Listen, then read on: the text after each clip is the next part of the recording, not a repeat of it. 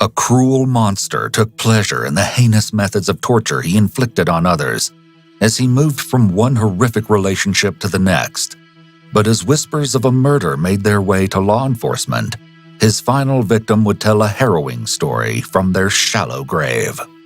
And while the reign of terror would finally meet its end, everything would come crashing down in a far more jaw-dropping way, resulting in another death. Hello? Hello, this is a free call from an inmate at Santa Fe County Jail. Hey, what are you doing? Missy! I'm driving. What are you doing? How are you feeling? Good. I need you to call a detective for me I need to talk to one because I know of something that happened to a little boy that kind of happened to our sister, and I need to talk to somebody. And you found out about that in there? Yes. I can say it. You found out that somebody was, can I say it? A kid, yes. Murdered. Yes. The catalyst that set everything in motion began as nothing more than a casual conversation inside the confining walls of a prison. Two inmates at the Santa Fe County Adult Detention Center in New Mexico struck up a quick friendship. One of the women, however, had a shocking secret, and on one fateful day, she laid it all on the shoulders of her friend. Suddenly, the inmate was burdened with an astronomical moral dilemma. She knew she couldn't keep this kind of horrific secret to herself and placed a call to her sister. You found out that a kid was murdered in there? Yes. You mean by one of his parents? Yes, but I don't want you to... And she confessed to you? Yeah. Shortly after law enforcement received the alarming message, an urgent meeting is about to get underway. The inmate, whose identity will not be disclosed out of fear for her safety, is clearly in a state of distress and seems to be praying as she waits for detectives to enter the interrogation room. In just a few minutes, the moment of truth will arrive, and everything will begin to unravel. Okay? Yeah. I brought you out because a person, an anonymous person, I'm sure you know who that is, called me, brought things to my attention. I monitored the jail phone calls and heard some information, so that's why I brought you out to hear what you had to say, okay? Mm-hmm. So, would you tell me a little bit about what's going on, what you know, what you heard? And what happened here stays here, okay? The person that told me this story is a really, really good friend of mine. And I've been praying about it a lot. I don't know if I can, I don't know if I can honestly talk. I just know about something that happened, and the little kid buried it somewhere, and she told me a lot of stuff, and I don't want to, I don't want to, go with this, this stuff that she told me that's awful. It has a lot to do with this. And she gave me a lot of detail. I don't think I can say things. I understand it's hard because you think of this person as a friend, but at the same time, you got to think about the person it happened to. And I don't mean to bring up the past, but I understand that you had something like that happen to you and your family that was real close. Yeah. So, with that being said, you got to think about what the right thing to do is. It's possible that upon hearing the details of the abuse, the inmate's own trauma was triggered. Oftentimes, when a person experiences a traumatic event, they will later act to try to rectify what happened to them in various ways. In some cases, the person can become a perpetrator themselves, while in other cases, the person may try to act to save others. This may help them to feel like they are able to reenact the trauma, but in a manner that allows them to defend themselves or stand up to the perpetrator. People who experience trauma and abuse often blame themselves for many years, or even a lifetime afterward. They tell themselves that they should have done this or that differently. They should have defended themselves. They should have fought back or reported the abuse. When they can fight for someone else, this helps them ease that unrest and that guilt they feel for not having stood up to the perpetrator or stood up for themselves. I just wish you never told me that stuff. But I think I need to think about it. Yeah. I believe that the right decision is to come forward because you got to think these people, if it is true, they hurt somebody. Okay? which means they have the potential to hurt somebody else, and you could keep that from happening. You just say, I don't want nothing in return. This is what I know. Do something about it. Get justice for this little boy. Yeah, some people are sociopaths, and they can separate themselves from that. Some people are just psychopaths. You have to be careful. It's clear that wrestling with the decision is excruciating for the inmate. Who knows why she said this to you? Who knows if it's even true? Right. But we got to hear what you have to say.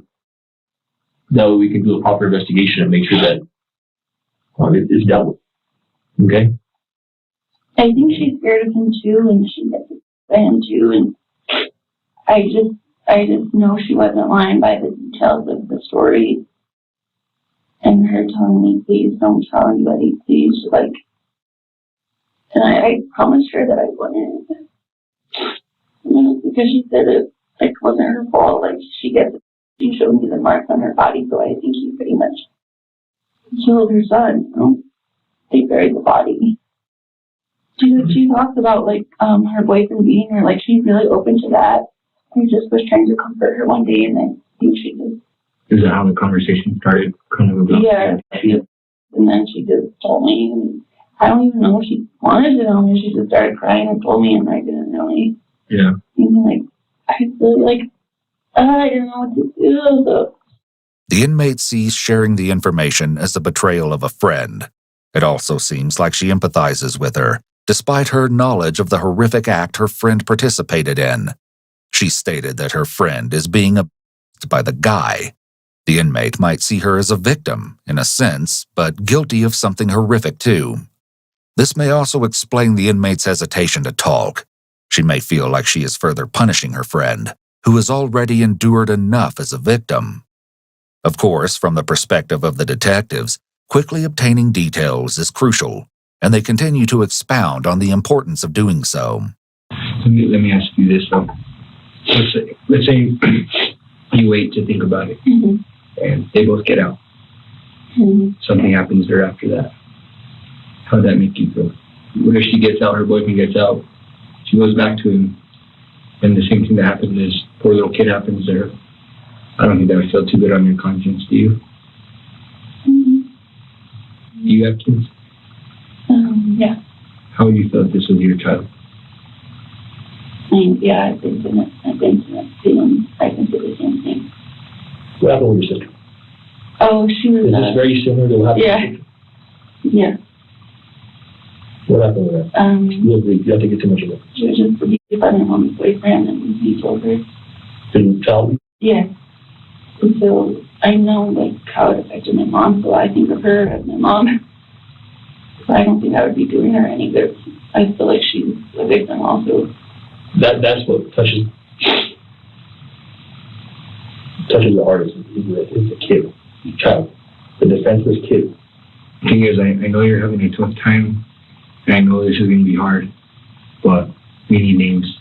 This is a potential murder. It's not going to be just as easy as us letting you go back and think about it. We know you have knowledge about this. You know what I mean? I'm hoping that you're going to be a good person. First off, what is her name? What's your friend's name? I can't do it. I can't. I can't. It's never going to get easy because of how much you care on both sides. Law enforcement. That's how I know it's true because of the way he's missing. So there actually is a report of him missing. No. While the detectives are sympathetic to the inmate's misgivings, the gravity of the situation is enormous. They subtly inform her that if she doesn't reveal what she knows, she could potentially be facing the criminal charge of obstruction. Cornering the inmate might give them the outcome they want, as she might reveal what she knows in order to avoid criminal charges. However, it would be much better to get her to willingly cooperate. They would likely get more thorough and detailed information from her if she doesn't feel threatened.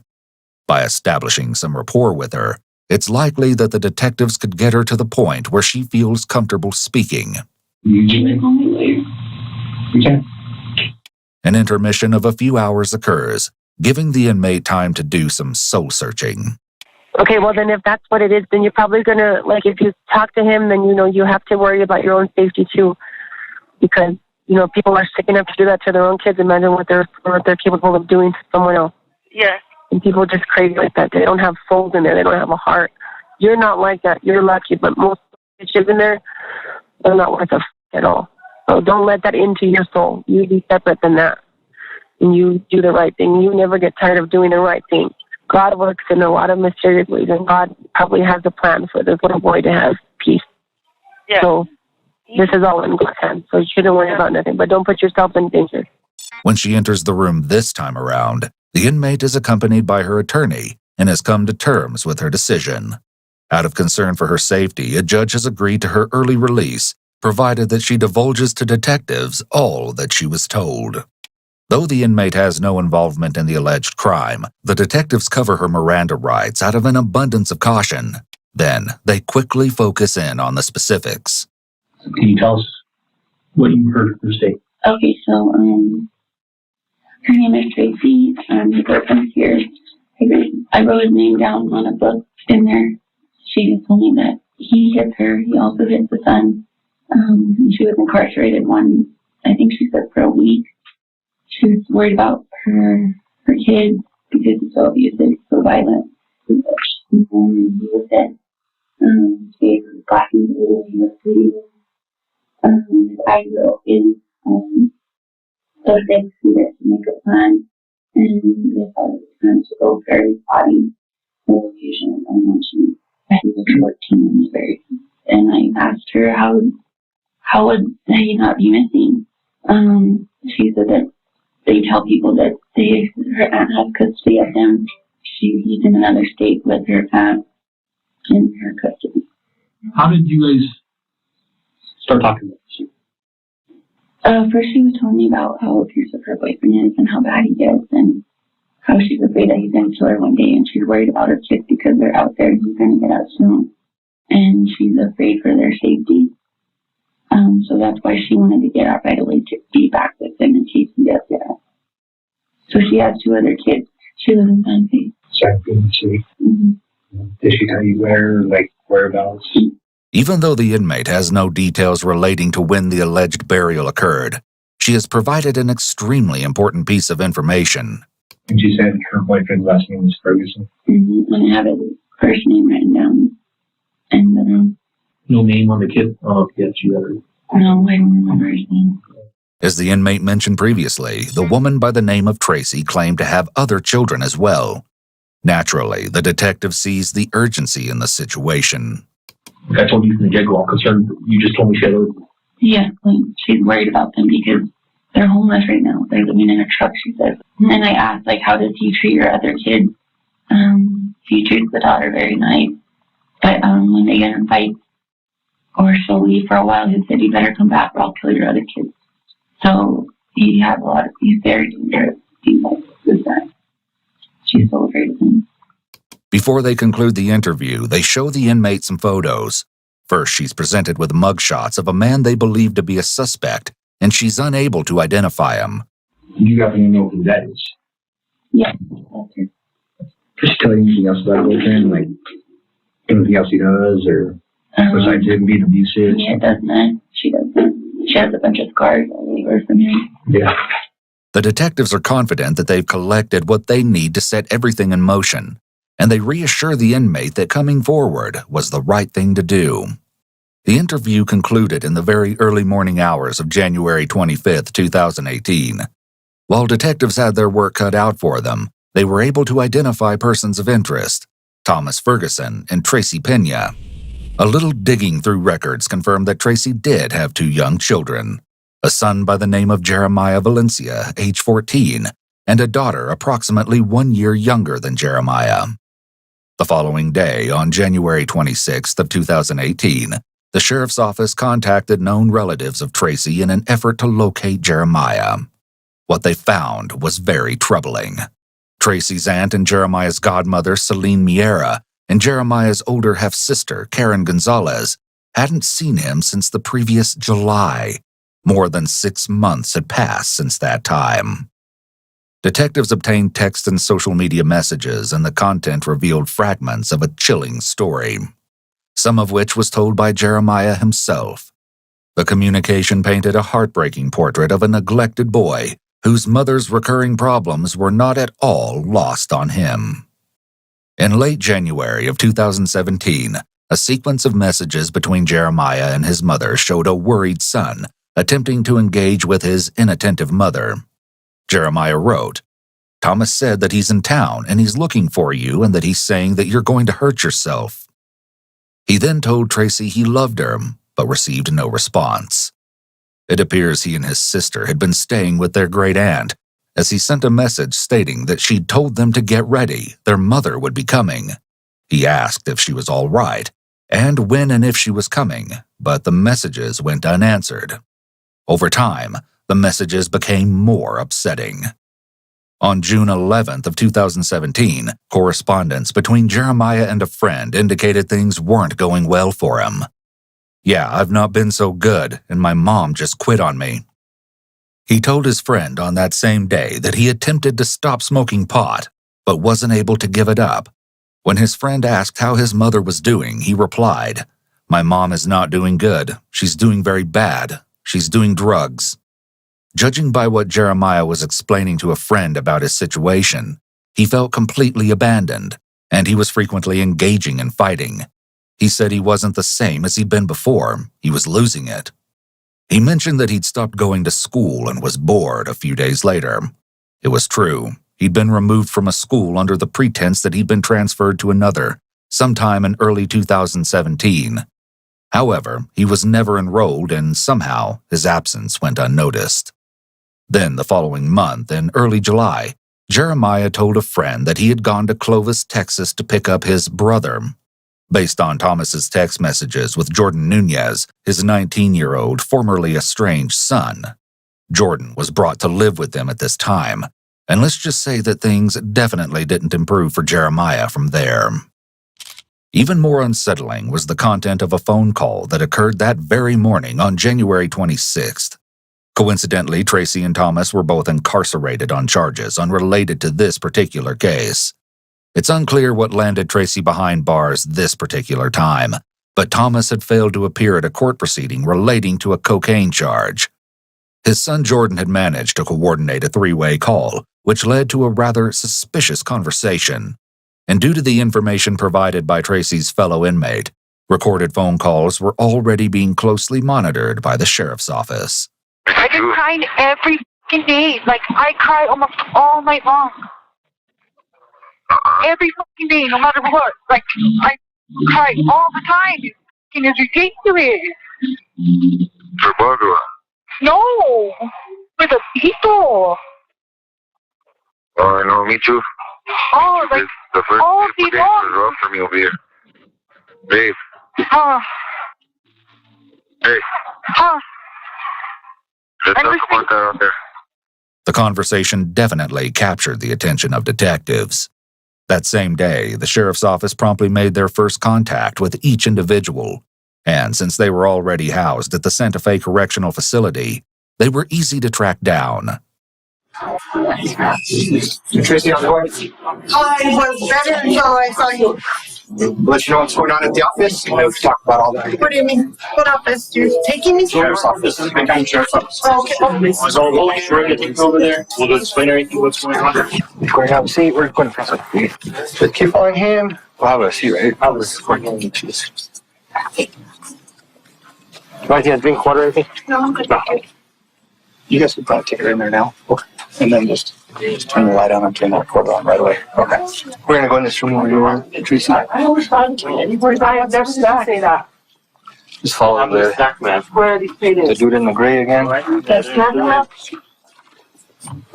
Somewhere around this time, Thomas was also brought in for questioning. I don't know what's going on, bro. Some people over there can talk to you. There's someone come get you. So, that's all I know. I'm talking to her on probation. Oh, you got picked up or what? Scanning or what are you doing? Yeah, this is my son. I haven't seen my son in 12 years. And mom sent him to me. That's all. Oh, for real? From where? From Texas. Oh, shit. How many years? Well, I was in prison for a while. Yeah. Then, like, I left my phone and I was at work. And I guess he didn't answer the phone or I don't know. And so I let him answer the phone because I was working construction for all the day. Well, why don't you sit in the front with me, brother, in the blue car? We'll get you to the office and get you a water or something, bro. I'm okay. Or anything. I just don't know what's going on. Shit, sir. Yeah, I don't know either, bro. They told me just to come get you, so. A few minutes later, they arrive at the sheriff's office. Have a seat in this room, bro. Yes, sir. We're right here. Yeah, that one in the corner is good, brother.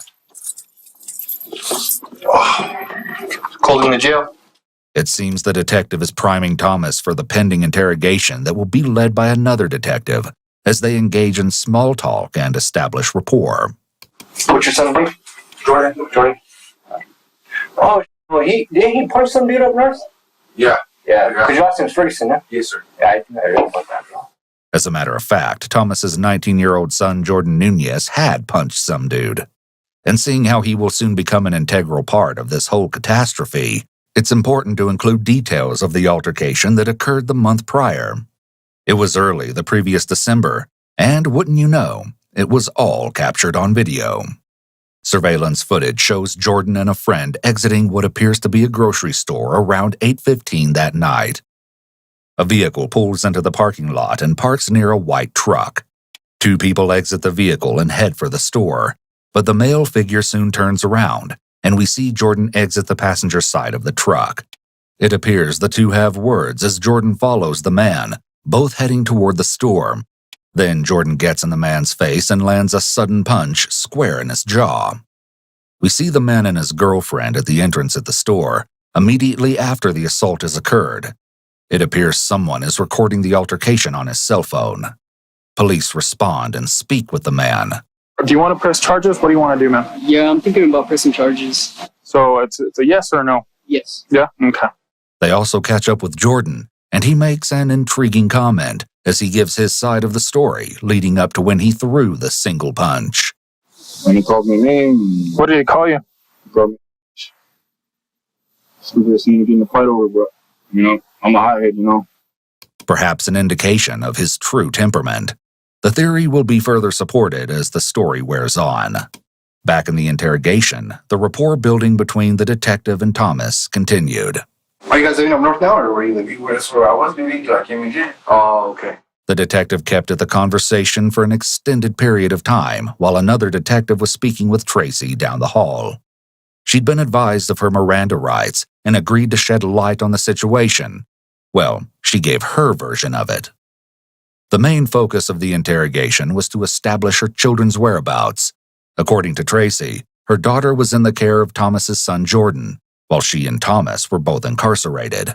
She claimed Jeremiah, on the other hand, had run away a few weeks earlier. When asked why she hadn't reported the 14-year-old child as a runaway, she explained that she had active arrest warrants. Naturally, she wanted to avoid contact with law enforcement. But during the interrogation, Tracy's story soon changed. She provided conflicting statements and, when confronted, she referred back to her prison visit a few months prior that spanned November 24th through the 26th. And that was precisely when a glimpse into the true horror of the situation began to show itself. According to official police documents, Tracy explained that it started when she returned to her Santa Fe rental home on November 26th, upon release from her latest stint at the detention center. Once there, she located Jeremiah on his futon bed, wrapped in a blanket. However, upon a closer look, it was clear that he wasn't sleeping. His eyes were wide open, his stare blank. His body was completely stiff, lifeless. Up to that point, it seemed the story could be viable. However, the tale then became foggy, as Tracy provided a particularly vague sequence of events. After realizing that her son Jeremiah was dead, Tracy found Thomas in the garage of the rental home. She informed Thomas of what she'd observed. Then Thomas allegedly moved Jeremiah from the futon to a vehicle, departed the premises with Jeremiah's body, and later returned by himself. She claimed that they never spoke about what happened. However, given that Tracy's story had already evolved just during the course of her short interview, detectives were likely questioning the validity of her account. A couple of weeks later, on December 6th, which would have marked Jeremiah's 14th birthday, Thomas allegedly drove Tracy to a secluded location a few miles east of their residence. They exited the vehicle and walked a short distance, at which time Thomas informed Tracy that her son's body had been buried nearby. Best. Dad, what'd she say? At this time, it was pretty clear that a conversation with Thomas was in order, and the rapport-building phase had more than run its course. The detective quickly cut to the chase. Can I speak to you in private? Yeah. Just you? Can we talk in private? This is private right here. You know, the office is in watching this. I'll turn them all out of that way. Look, they're all getting out. Look. Excuse me. Let's go. It's an unconventional setting for an interrogation as we strain to pick up bits and pieces of dialogue recorded by a detective's body camera.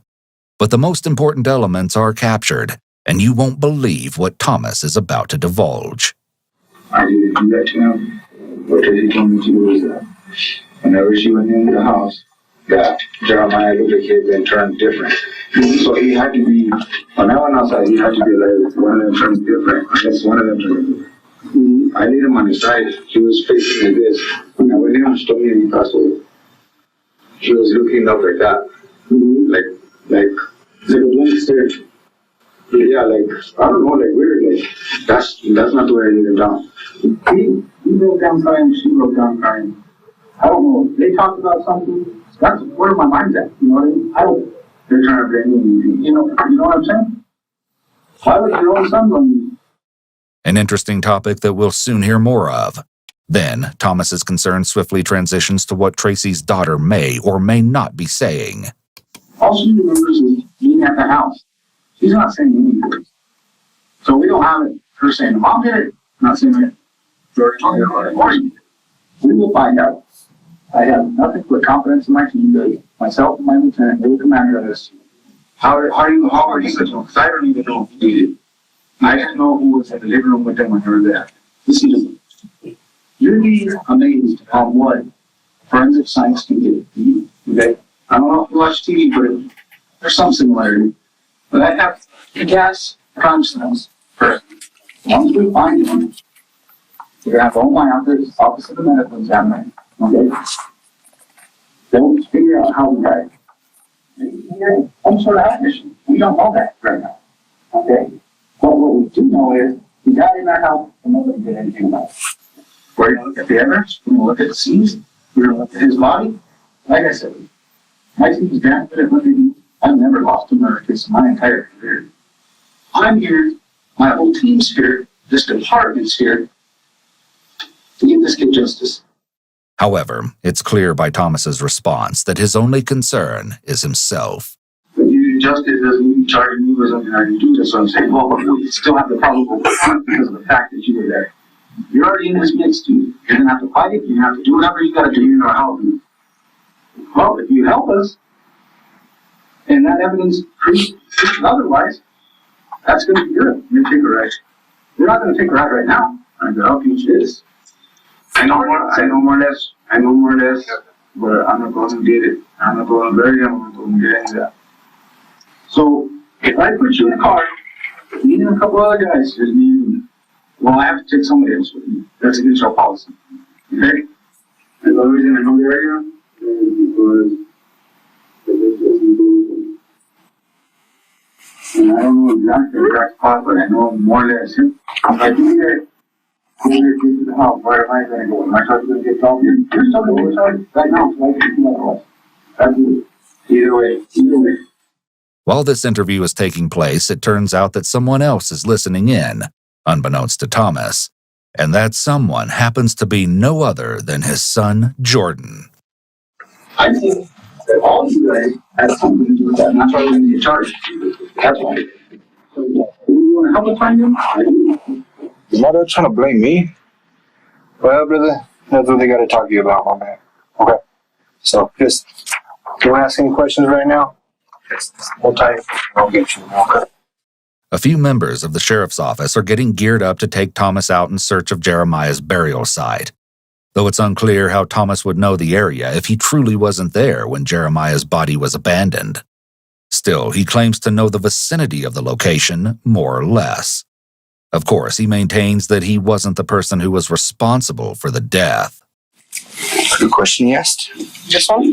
They're trying to put this on me? Mm-hmm. A father attempting to shift blame away from himself and toward his own son during an investigation would be inconceivable under typical circumstances. But within the context of this terrible situation, we're beginning to see a pattern, a window into the mind of an extremely disturbed individual. This is a classic case of antisocial personality disorder. People with APD will lie, deceive, and manipulate others in order to fulfill their self-serving needs. A typical parent, if faced with a situation where it's either their freedom or that of their child, would rather sacrifice themselves. Thomas, on the other hand, clearly has no qualms about implicating those closest to him in the name of self-preservation, and his accusations will only become more blatant from here. 3 members of the sheriff's office, along with Thomas, arrive at the alleged site around 10 o'clock that same night and begin to scour the area. They said it wasn't hard to walk down. Dude, like I said, I wasn't out here, but I'm telling you.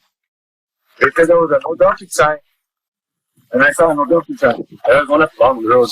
The fact that Thomas keeps repeating that he wasn't there is an indication of deception.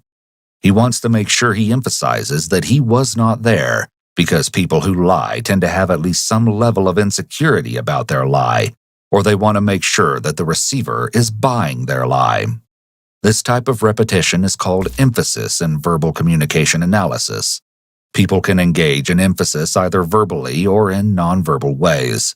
When liars try to omit information or provide false information, their emphasis will typically appear unnatural, such as in Thomas's case.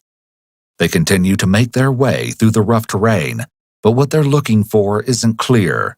One of the detectives requests more information. Hey, Tomas says, you like in a blanket? I don't know, dude. I didn't wrap them up. I didn't do any of that. You don't know anything about that? I'm telling you, possibly a yellow blanket, according to her. What I remember, he says like a blue comforter, dude. Like what I covered him with in the room? Yeah. It was like a bluish white, blue on one side. Okay. And white comforter. That's when he was reading, like I told you guys. Okay. He said you could walk like down the little hill. Yeah. And then you walk down kind of like an angle like this, and then you turn, and it's like a little thing where like water went. Like how water ran, like you know, like when it rains, or the water will culvert. Yeah. I don't know about a culvert, but like a pipe where it washes down. Okay. Oh, I got you. It washes away. I got you. Like a little ditch or some shit. Yeah. Something like that is what they told me. Okay. Thomas repeatedly refers to they and her. The only potential individuals he could be implicating are Tracy, Jordan, and Tracy's young daughter. Once again, the repetition is a sign that he's being deceptive. I have to get those dogs out here, bro. I really want to find them, dude. I'll put you close. Okay. Do you want to just go down a little bit more? Yeah. I feel like he's right here, bro. Somewhere right here. But the search ends before a gravesite is found, and the reason behind Thomas's inability to locate Jeremiah's resting place is murky at best. Either he truly doesn't know the location, or he's putting forth his best effort to convince law enforcement that this is the case. Considering what Tracy is about to assert relating to Thomas's involvement in the sacrilegious burial, you'll soon be able to draw your own conclusion. It's the following morning when she is escorted by detectives to the very area visited with Thomas the previous night. And there's a tree. I think this is it. After just several minutes on site, they approach the location where Tracy believes Jeremiah's body may be hidden. So you're sure this is it? Okay. And this is what you remember? That Sir, I couldn't see the cars, but I could hear them. Okay. Alright. Did you want to say anything to him? Let me go back to you. Do me a favor, go back to yours, go to Juan Medina, and mark it up. We're going to take good care of it. I don't care. I mean, the person arrested me. I don't care. It's my fault that he's gone. Like I told you, he's my priority. I've been thinking about since I got this case in. I'm putting my whole heart into this. Okay? I said me and Jordan were talking about this the other day, like it was a week before I got arrested. It was how we could call the cops on him or what we could do. Because he doesn't leave any of this alone. Well, how hard you guys have been through hell, bro. You see where all that stuff ends right now. do it, but I still don't have my day. I know. Well, Still something I hate to and really have to. and I'm gonna do everything in my power. I'm gonna do everything in our power to make you happy. Like I said, I don't even care if it's not Ferguson. I don't want it. I don't want it. No. Well, it's because I can. I would have done it before if I could. Yes. Right now, I'm in a situation where I can, and it was just a convenient coincidence that we both got arrested at the same time, because every other time I come to jail, he's outside with Bug, and I see him like.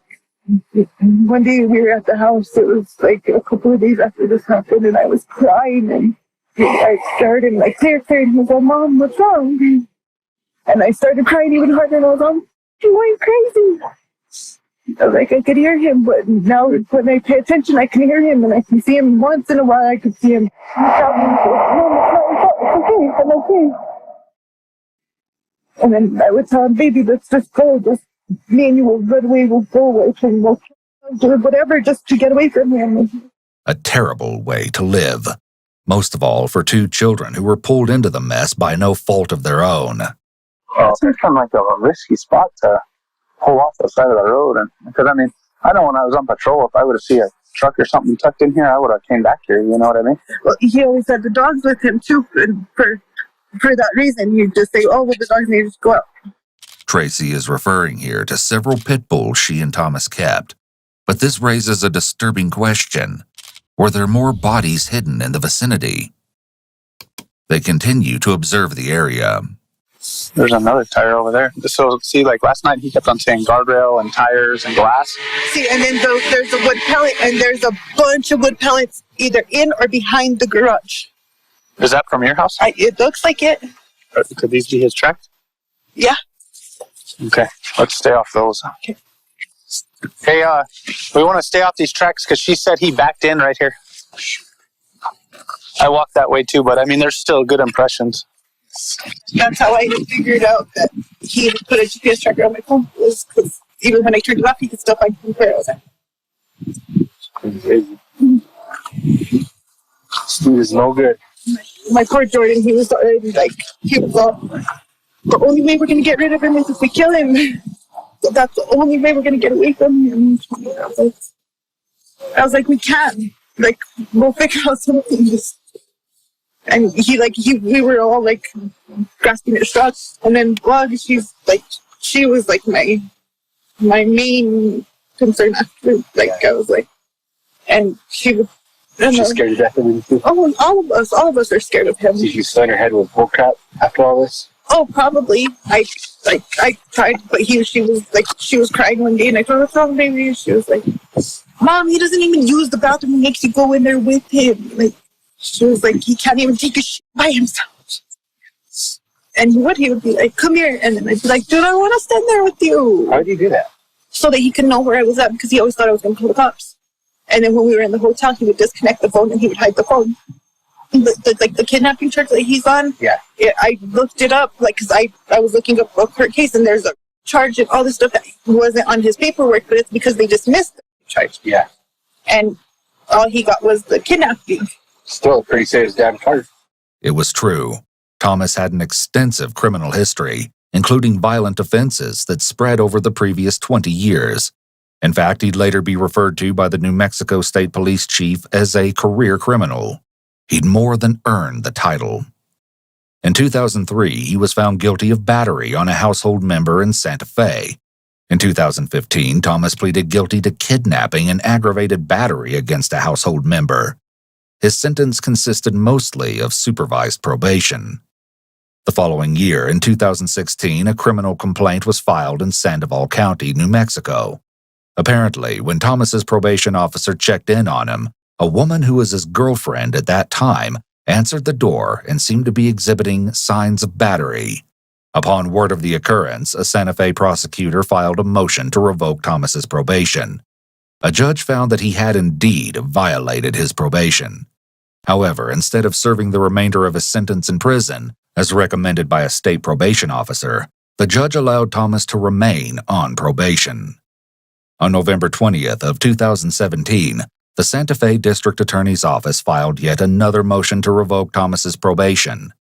This time around, he'd absconded.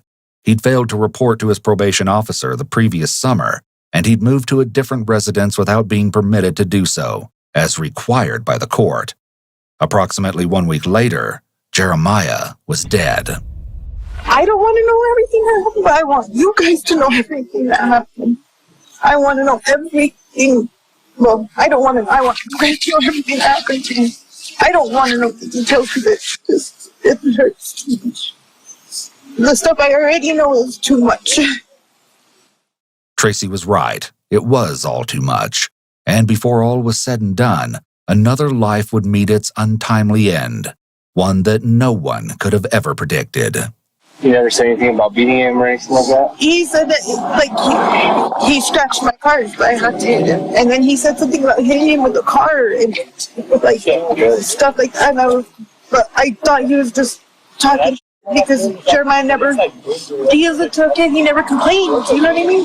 He never, and he wouldn't tell me, he just told me, I can handle it. He's not, I can handle it. Yeah. Don't worry, Mom, I'm strong, I got this. And he got mad one day because he was going to hit Jeremiah, and I told him, I got up and I was like, don't touch him. And he was like, you want to beat you instead? I said, yeah. And so he beat the out of me. I had 2 black eyes, I broke my nose. I think Thomas was afraid of Jeremiah growing up, getting bigger, and beating the shit out of him. He would have. I think he had already tried once he threw the chemicals at him and stuff. Yeah. He was like, this kid is too much. You heard that correctly. Jeremiah had chemicals thrown on him, and that wasn't even the worst of it. I think you're exactly right. That's exactly what it was. He knew Jeremiah was going to be bigger and stronger and smarter than him, and he saw him as a threat. Yep. People with antisocial personality disorder can have very primitive instincts in the sense that they often have to feel like the alpha, or the dominant member of the family, the group, or the gang. We don't know a lot about Jeremiah's personality, but maybe the young boy had qualities that Thomas sensed were a threat to his alpha role in the home. Additionally, people with antisocial personality disorder demand total obedience from those they believe they lead.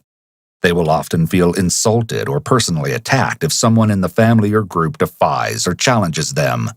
They will often retaliate against that person, only they will do so in a manner that is far more severe than whatever the family member or group member did to them. People with antisocial personality are highly spiteful and vindictive, so this contributes to the severity of their retaliation against others for what they perceive as an offense. They also hate being exposed to the group as being a tyrant, even if they are. If, for instance, Jeremiah called Thomas out for being unfair or cruel, Thomas was exposed to the rest of the family and his position of power and control in the household was jeopardized. Or at least, this could have been the way Thomas saw it. Cadaver dogs arrive at the scene as law enforcement prepares for the next steps in recovering what they believe to be Jeremiah's remains. Tracy, I have to take you back now, okay? But we're gonna keep you updated. We're gonna So I'm gonna be at your office. Will you call and let them know? Please, just so I can. I promise you. Okay. Thank you. Good luck. Thank you. Thank you. We're gonna do our job. I appreciate you. I do. Please. As the cadaver dog begins his undertaking, a detective references a ghastly claim made by Tracy earlier that day. She said she's been out there twice. Yeah. She even said that he moved the body. Or possibly. No, she said that he would threaten to move the body if she didn't do what he said and all this crap. So she wouldn't know where he was at? Yeah. But the K-9 reinforced Tracy's assumption that they'd located the correct area. Tree branches had been arranged in a pile, an animal skull placed on top. The cadaver dog signaled to its handler that human remains lay there below the surface. While January 27th had proved to be a terribly heartbreaking day, the developments that came along with it were paramount to the case. In addition to uncovering the location where Jeremiah's remains were believed to have been hidden, a search of the deserted rental home was conducted upon issuance of a search warrant. And, within those walls, haunting glimpses into the terrible conditions where Jeremiah spent the unbearable ending to his young life would be exposed.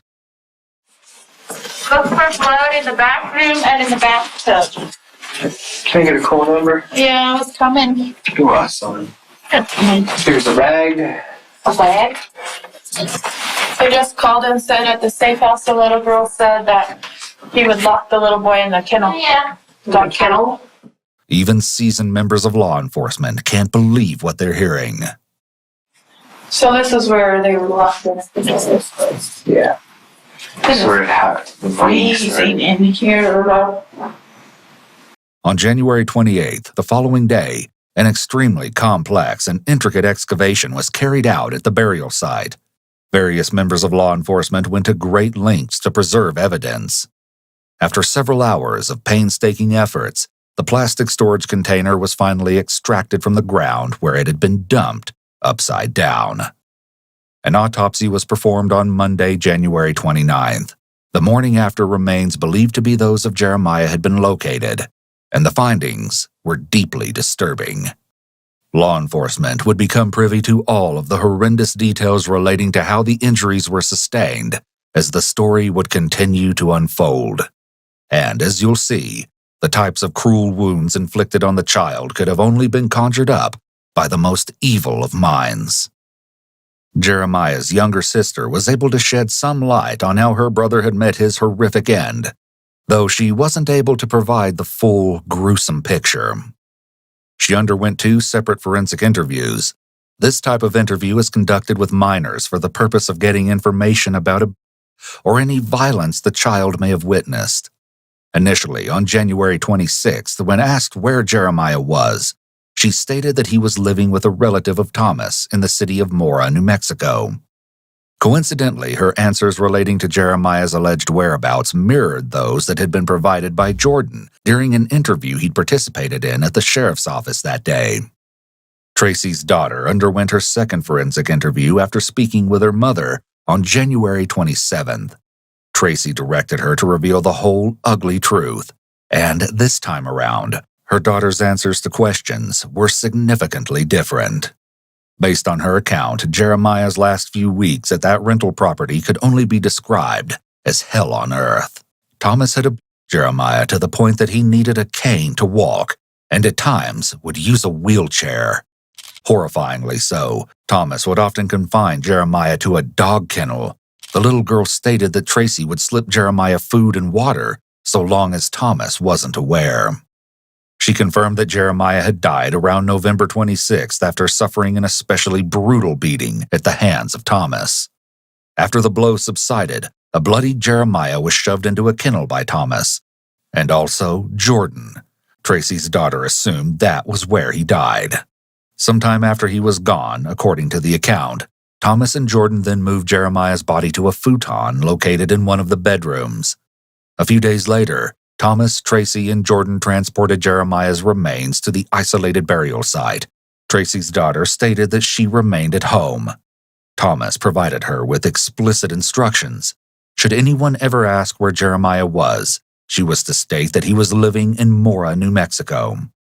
However, the story behind the tragic death of a young boy was much more sordid than originally met the eye. It was a case where looks certainly were deceiving. The most unimaginable of betrayals was about to be exposed. You'll be absolutely stunned by what you're about to hear. I think they were both in on it, her and her boyfriend. Even women will kill a child. They will. She says she sad. She had no emotion. Like she wasn't crying at all. No, sadness in her eyes whatsoever. Like the details she told me was just like, what the that's how I know this is true, because of the details. Tracy put on a completely different front at the scene where Jeremiah's body was disposed of. She's sobbing intensely, typical of the way any mother would be grieving her deceased child. Tracy appears to be in severe emotional pain. However, the inmate has described the behaviors of a person with severe antisocial personality disorder. No remorse, no empathy, no taking accountability, and no regret for what she allegedly admitted to the inmate relating to what she and Thomas did to Jeremiah. If what the inmate is saying is true, this means that Tracy has the ability to morph from a cold-blooded killer, void of any empathy or remorse, to a seemingly grieving mother. Shockingly so, It appears those tears at Jeremiah's resting site were not at all genuine, but purely manufactured. You know? Yeah, some people are sociopaths and they can separate themselves from that. You have to be careful. Indeed, people with antisocial personality disorder can separate themselves and separate their emotions from a situation or from the memory of the wrongdoing they committed. She said that they would throw chemicals on him, torture him, pretty much. And she said he was a brat, he was a little asshole. To me, she won't care about him. She doesn't listen. Because I heard her talking to other girls about her kids. She won't need the other one. Failing to mention a deceased child could be interpreted as a parent being in denial, which can be typical of someone who is suffering mentally and emotionally. However, the angle the inmate presents on Tracy's behaviors is one of complete lack of empathy and regret. You see, detectives knew Tracy was likely involved in her child's death from the very beginning. Armed with the preliminary information provided by the informant, they weren't buying Tracy's claims that she was just another victim, thrown into the mix of unfortunate lives who'd crossed paths with evil. Among the leads that came pouring into the Santa Fe Sheriff's Office during those first several days was a crucial account that started with another phone call. As it turned out, the woman on the other end had recently engaged in some strange encounters, and she felt compelled to share details with law enforcement. The detective visited the woman, her husband, and their daughter at their home that very evening on January 29th, and what they had to say would answer quite a few questions. However, many new ones would be raised as well, including the possibility of Jordan's involvement in the circumstances that led to Jeremiah's death. And as luck would have it, Jordan had taken part in another interview himself earlier that day. Detectives were able to use details Jordan alleged stacked right up against those provided by the woman and her family. How's it going, sir? Thank you. Have a seat, Thank you for calling us. Sure. So, Thomas is your cousin? Yeah. Yeah. And Jordan came by today? Jordan came by yesterday. Did he disclose anything to you while he's been bringing property over here or anything? He said that they lived in a house. They were renting a house or something in Albuquerque or Nambe or something, and they needed to move out of there because it was haunted or something. And was this recently? No, it's been like a month or two. Then, several weeks prior to this interview, she explained, there was an evening when Thomas showed up, unannounced, with Jordan, Tracy, Jeremiah, and Tracy's daughter. She invited everyone in for dinner. However, Tracy and Jeremiah stayed behind in their vehicle. According to Thomas, Jeremiah was sick. After dinner, Thomas's cousin packed meals for Tracy and Jeremiah and took them to the vehicle. However, she wasn't able to observe much at the time, other than it appeared that Jeremiah was seated in the back of the vehicle. It's very possible that Jeremiah had serious injuries, so he stayed in the car, or was forced to stay in the car, so Thomas's cousin and the rest of the family in the home wouldn't see him. It was so dark, and I think he was wearing a hoodie and had his head down. I never met him, though. She recalled a more recent visit, which marked the start of regular visits that came shortly thereafter. It was only Jordan and Tracy's daughter who came around on this occasion, and they had a special request. If the dogs could she asked if they could leave the dogs here because they had pit bulls. Because they had gotten kicked out of their home or whatever, and Tommy got arrested. You remember how long ago that was? And the mom got arrested. It was when Tommy had gotten arrested. Okay. In the days that followed, Jordan and Tracy's daughter visited the woman's home on multiple occasions, mostly tending to the pit bulls. When she inquired about Jeremiah, she was told that he was at a boys' ranch. She found it concerning that Tracy's daughter was being cared for by Jordan, someone of no relation to her. Then, one day prior to the interview, Jordan dropped some mind-blowing accusations during the course of a conversation with the woman's husband. For some reason, he said that he's trying to pin that little boy's death. I said, what? Like, what are you saying? He's all, oh, my dad would beat him. And he said he tried to get out one day and he put a gun to his face and brass knuckle or something like that. He goes, if you say anything, you better say this, or I'll kill you, or something. She explained that her husband then conveyed to her what Jordan had said. When Jordan returned to the property later that afternoon, she had to hear it all for herself. Is it true what you told my husband? He said about the little boy? And he said, yeah, and then he just pulled the penis too. We stayed talking about an hour. I think he beat him to death and snapped his neck, and he had cuffs all over his leg and everything because he messed up his Cadillac a little bit and he didn't pick up the poop from the dog, and we ended up using him, but I can't do nothing because he killed me. He told me that that Tommy had kept him inside barricaded, like a prison. That he would keep him inside, that he would lock him up, he would bolt them, and that they couldn't even take a shower or use the bathroom because they were locked inside the rooms. Mm-hmm. He said something about him doing meth. He said that one time he had seen Tommy punch Jeremiah and knock out his teeth and maybe break his jaw. They were all afraid of him, that he would threaten to kill them. Mm-hmm. Jordan then alleged that he'd attempt to protect Tracy's daughter from the beatings and that he should have done the same for Jeremiah. But his story of what happened to Jeremiah in the end was different than what we've heard before. He had questioned Tommy about Jeremiah and that Tommy just forgave him. And then, like, a couple of weeks later, Tommy told Jordan, I'm going to tell you what happened. And that he told Jordan that he killed him. He said that Tommy put a gun to his head and told him that he better take the fall for it or else he was going to kill him. He didn't protect Jeremiah because he was afraid, because Tommy had brass knuckles and he had a knife. Then he arrived at the point of the story where Jeremiah's life ended. Tommy picked up Jeremiah and took him into the room and bolted it and turned the radio up really loud. And that the mom was in jail at the time when it happened, and that Tommy fed her some kind of shit excuse that Jeremiah had an infection or something. I don't know. I don't even know what to believe. He thought that, or thinks that Tommy buried him somewhere. However, this version definitely didn't agree with the one Jordan had provided to law enforcement earlier that day. It was far more detailed. Apparently, his own self-preservation instincts kicked in at that very time. Like father, like son, as they say.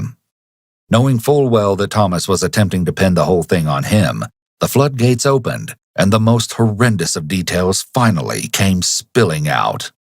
Please be advised that the following segment may be disturbing for some viewers. According to Jordan, Thomas beat Jeremiah with brass knuckles, a cane, and a homemade spear in addition to a 5-pound hammer and his steel-toed boots. He would lock Jeremiah in a kennel and forced him to wear adult diapers. Thomas would urinate on him. Thomas's extremely cruel behaviors demonstrated his enjoyment of the process of inflicting pain and suffering on others. And it seems that he enjoyed doing this to those who were vulnerable and weaker than him. People with severe antisocial personality disorder can often display this particular trait, where they enjoy the process of developing and thinking about torture methods, and then they enjoy the process of inflicting these methods slowly upon their victims. Doing so slowly allows them to extend the process and the enjoyment longer. They derive a sense of power and control. It's both the planning and thinking phase and the actual process of inflicting that give them satisfaction. Jordan alleged that Jeremiah had been strangled to the point that he'd lost consciousness on more than one occasion. Each time, Jordan was sure Jeremiah's life had been brought to an end, but Jeremiah continued to awaken, only to endure more excruciating torture. He confirmed that Jeremiah's final beating occurred during Tracy's prison stay toward the end of the previous November. The altercation began in the living room of the dilapidated residence. Thomas allegedly punched Jeremiah in the face and on his body repeatedly, then dragged him through the kitchen, the bathroom hallway, and into Thomas's room. Once there, Thomas continued to punch a bleeding Jeremiah in the face with such force that some of his teeth were said to have been knocked out. It was then that Thomas shoved Jeremiah's lifeless body into a dog kennel. By this time, Jeremiah was likely deceased, as far as Jordan alleged. According to Jordan's version, Thomas pointed a sawed-off shotgun at him and ordered Jordan to assist with his nauseating plan. Jeremiah's body was moved to the shoddy black futon in his own bedroom, and that was where Tracy reportedly located her son on November 26th, when she returned home upon her release from the detention center. Jeremiah was then moved yet again to the garage on the premises. Shortly thereafter, Thomas allegedly forced Jordan to accompany him on a trip to the local Family Dollar store, from where they stole supplies including plastic sheeting, duct tape, and rubber gloves. When they returned home to their garage, Jordan asserted that Thomas threatened to harm both him and Tracy if they didn't assist him in disposing of the child's body. Jordan and Thomas wrapped Jeremiah's body in the plastic sheeting and duct tape.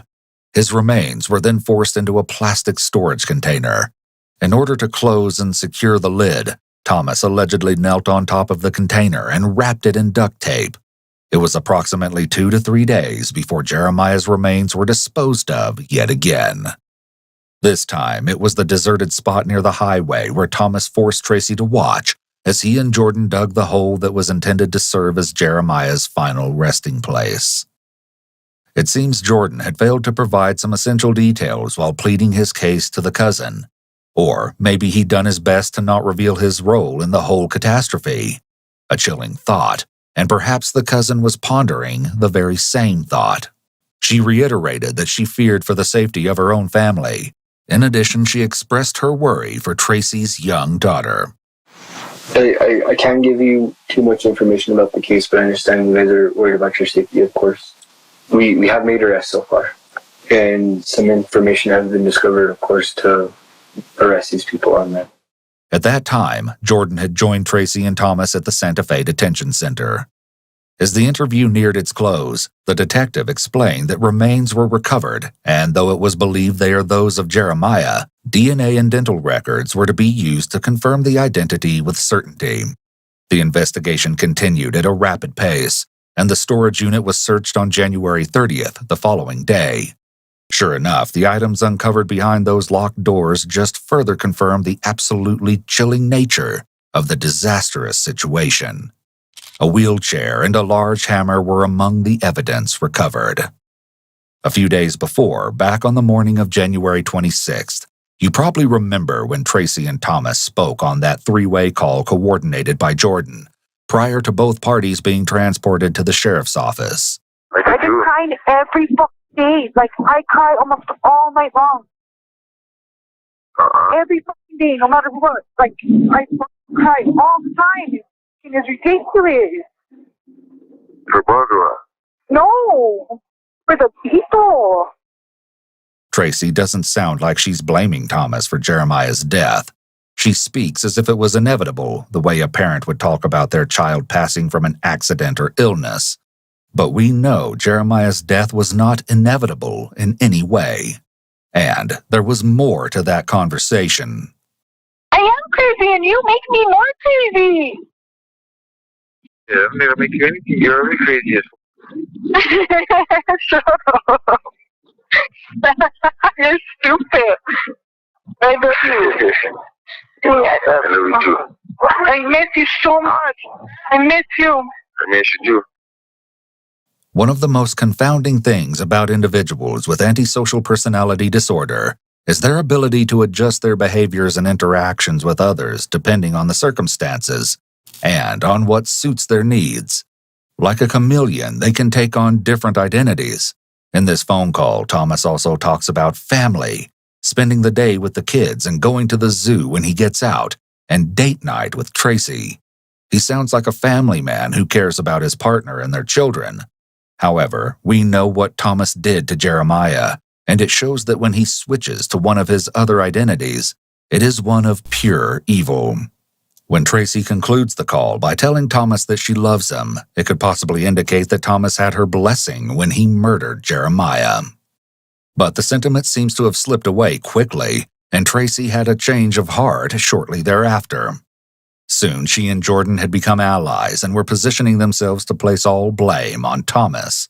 The following call came just 2 days later. Listen to me, son. This is what I want you to do. I want you to go and get all the titles from Juan. I want you to sign every single one of them. And I want you to sell all those cars. Well, except for the Benz, and if you want the Caddy, whatever. Keep one for me and one for you. They had to make plans. The tables were beginning to turn. That's the thing. Your dad is putting all this on me, so I might not get out for a while. They're charging me with child resulting in great bodily harm or death. So I'm getting charged with the exact same thing he is. Tracy was seeing the writing on the wall. Despite that, while her son's body was being extracted from the ground at that very time, she was still able to take some satisfaction in an alleged conversation between the police and Thomas, one that she shared with Jordan. And he got all hurt and fucking almost started crying and some more shit because the cop told him, "You're a child killer, you like to beat women and children, and if we had the death penalty, you would fry, motherfucker." And his dad was all freaking out. Tracy's laugh shows her lack of concern for whatever consequences Thomas has to face. A stark contrast from 2 days prior, when she and Thomas were saying how they love and miss each other. It seems like the members of this family are able to shift in and out of different identities, depending on the circumstances. It should also be noted that during the phone calls with Jordan and Thomas, Tracy certainly does not sound afraid, nor is she compliant in her interactions with Thomas, despite previous footage of Tracy sobbing and appearing like a helpless victim when in the presence of police. Typically, domestic violence victims have been forced into compliance because they fear that fighting back, or even arguing back, could trigger the perpetrator to be abusive. Tracy overall presents as an individual with no remorse and little to no feeling for her dead son, who was murdered after enduring unthinkable torture. Tracy then reassured Jordan that Thomas's fate had been sealed, according to police. He needs to pay for what he did. Oh yeah, he's going to. The cops told me that they were like, "We promise no matter what happens, he's not going to get out. Like, he's going to spend the rest of his life in prison." That prophecy would prove true, just not in the way you'd imagine. Their days were numbered. The truth was making itself known, and Jeremiah's existence couldn't be erased. The kid, known for his caring, friendly nature, had made an impact on many during the course of his short life. It came as no surprise when Jordan received the same charge referenced by Tracy. Of course, he maintained he'd had no part in the killing, as heard in a conversation with his sister on January 31st. They charged me with child abuse and cause of death. I didn't even touch Jeremiah. He looked up to me. I loved him. He made me help him get rid of the body. He had me at gunpoint. Obviously, law enforcement didn't buy his claims. Thomas continued his theme, as evidenced from the following prison phone call that occurred in early April, likely between Thomas and his mother. If they really were to look at things, they could tell that Julian did this because she already changed the story so many times, so he's the one who's lying. Whenever this stuff happened, I was asleep in my room. They were jumping around. I thought they were messing around, lifting it up, and I yelled at them to cut it out, and I went back to sleep. Of course, from there, all blame fell on Jordan. But as the three defendants continued to maneuver, the charges remained, and rightly so. According to the autopsy, the cause of Jeremiah's death was determined to be blunt force trauma, and there was no question that he'd suffered ongoing abuse and torture. He had multiple jaw fractures and a recent fracture in his left hand. In addition, 3 of his ribs had been fractured, and signs of healing indicated the injury had occurred well before his death. However, the most unbelievably shocking development of all occurred at the end of April, and it would change everything. One more life had come to an end. It happened within a prison cell at the Santa Fe County Detention Center.